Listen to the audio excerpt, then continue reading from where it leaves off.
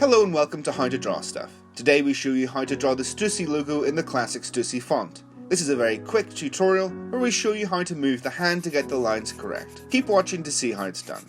The Stüssy logo starts with a big S that almost looks like a reverse Z. We then start at the bottom of this S and do 3 peaks. The first is taller, and the other 2 are in an M shape. The next 2 S's are like Z's turned on their side, but we need to be careful to join them together. The Y is a straightforward lowercase y, which has a very straight tail. We finish by crossing the T with a straight line across, and 2 dots above the U for the characteristic umlaut. We then go over this shape again with a thick black marker to finish.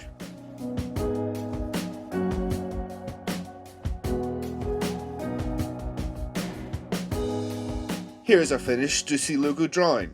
Check out related brand logos in the description or suggest ones we don't have by leaving a comment below. We'll see you next time.